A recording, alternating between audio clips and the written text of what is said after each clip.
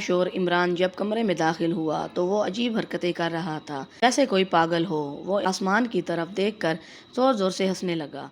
मुझे है हम बहुत खुश थे कि हमारे घर में भाभी आई है, लेकिन हमें क्या पता था यही भाभी हमारी बर्बादी का बाइस बनेगी।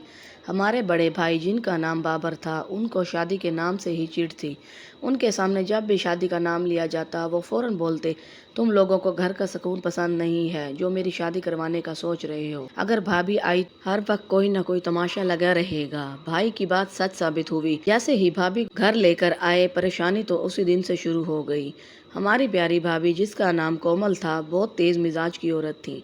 कोई एक बात करता तो वो 10 जवाब देती। हमारी छोटी सी फैमिली थी। मेरा नाम नौरीन, मेरा बड़ा भाई बाबर और अम्मी अब्बू, कुल 4 अफराद थे। घर का ज्यादातर काम मैं खुद ही कर लेती थी ताकि भाभी को बात करने का मौका ना मिले, लेकिन वो कहीं न कहीं से लड़ाई का मौका ढूंढ ही लेती। बस जैसे तैसे गुजारा चल ही रहा था कि अचानक भाभी को मेरी शादी करवाने का जुनून सवार हो गया। मैं अभी 9वीं जमात में पढ़ रही थी और अम्मी अब्बू का अभी मेरी शादी करवाने का कोई इरादा नहीं था, लेकिन भाभी तो हाथ धोकर मेरे पीछे पड़ गई। कहने लगी, का मेरा दूर का कजन है, बहुत अमीर लोग हैं, नूरीन वहाँ ऐश करेगी। भाभी के बहुत ज्यादा इसरार करने पर अब्बू ने उन लोगों को अपने घर खाने पर बुलवाया। देखने में तो सब अच्छा था, लड़का भी खुश शक्ल था। अम्मी अब्बू राजी हो गए और कुछ महीनों बाद की तारीख तय कर दी। मैं बहुत रोई, लेकिन किसी ने मेरी एक ना सुनी। पता नहीं भाभी ने सब पर क्या जादू कर दिया था। मैं बहुत उदास रहने लगी। सब घर वाले शादी की तैयारी में मसरूफ हो गए थे। किसी को मेरी फिक्र नहीं थी। उनको तो बस अपने सर से बोझ उतारना था। वक्त गुजर गया और शादी का दिन भी आ पहुंचा।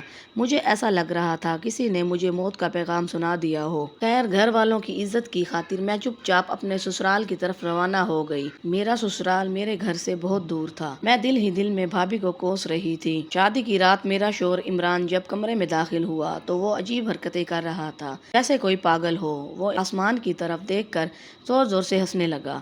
मुझे हैरत हुई कि ये ऐसा क्यों कर रहा है। मैं अभी कुछ समझने की कोशिश कर रही थी कि अचानक उसने जोर जोर से चिल्लाना शुरू कर दिया। उसके हाथ पैर पीछे की तरफ मुड़ने लगे। मैं भाग कर गई और अपनी सास को बुला कर लाई। मेरी सास और देवर उसे अपने साथ ले गए। मेरे पूछने पर मेरी सास ने बताया कि शादी की थकन है, इसलिए इमरान की तबीयत थोड़ी खराब है। तुम फिक्र ना करो और अपने कमरे में जाकर सो जाओ। इतना कुछ हो जाने के बाद नींद किसको आनी थी। सारी रात जाकर गुजार दी। सुबह मेरी भाभी और भाई मेरे लिए नाश्ता लेकर आए तो मैं उन्हें रात वाला वाकया बताने लगी तो मेरी भाभी ने मेरी बात बदल दी और भाई के सामने कोई भी बात करने से सख्ती से मना कर दिया। भाभी और भाई थोड़ी देर बाद चले गए। मैं भी उनके साथ जाना चाहती थी, लेकिन वो मुझे अकेला छोड़कर चले गए। मैं बहुत परेशान थी कि ना जाने अब क्या होगा। इमरान मुझे सारा दिन कहीं नजर नहीं आए। मेरे पूछने पर सास ने बताया कि वो कुछ मसरूफ है, शाम तक आ जाएगा। मैं चुपचाप अपने कमरे में बैठी रही। शाम को इमरान घर आए तो उनकी तबीयत काफ़ी बेहतर लग रही थी। उन्होंने रात के वाक़ये पर मुझसे माफ़ी मांगी।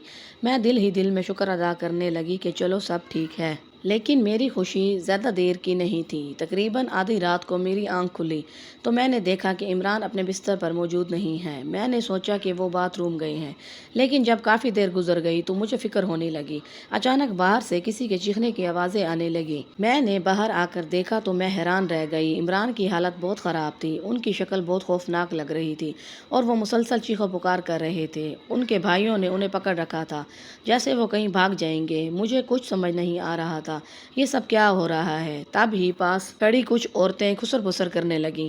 तौबा है, जब इन लोगों को अपने बेटे की हालत का पता था तो किसी और की बच्ची की जिंदगी क्यों बर्बाद की। दूसरी औरत बोली, इसकी भाभी को सब पता था कि इमरान पर किसी आसेब का साया है, फिर भी उसने अपनी नंद का रिश्ता यहाँ करवाया। ये सब बातें सुनकर मेरे पैरों तले जमीन निकल गई और मैं बेहोश होकर गिर पड़ी। जब मुझे होश आया तो मैं अपने कमरे में थी। मैं रोने लगी कि मुझे अपने घर जाना है।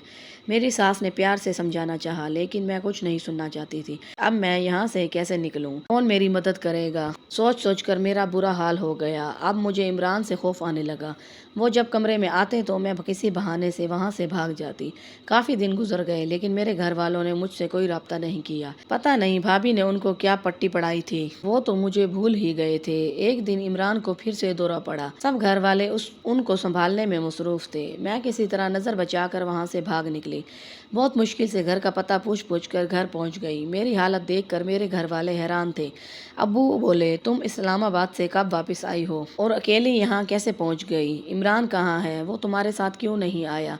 اتنے سارے سوال سن کر میرا سر چکرانے لگا۔ کچھ سمجھ نہیں آ رہا تھا کہ گھر والوں کو کیسے بتاؤں جو کچھ میرے ساتھ گزری۔ میں نے امی اور بھائی کو سب حقیقت بتا دی کہ کس طرح بھابھی نے میری زندگی برباد کی ہے۔ بھائی کا تو غصے سے برا حال تھا۔ انہوں نے جب بھابھی سے اس بارے میں پوچھا تو وہ صاف مکر گئیں۔ بھابھی نے گھر والوں کو بتایا ہوا تھا کہ میں اپنے گھر میں بہت خوش ہوں اور عمران کے ساتھ ہنی مون کے لیے اسلام آباد گئی ہوئی ہوں، اس لیے میرے گھر والوں نے مجھ سے رابطہ نہیں کیا تھا۔ اب بھابھی کا جھوٹ سامنے آ چکا تھا۔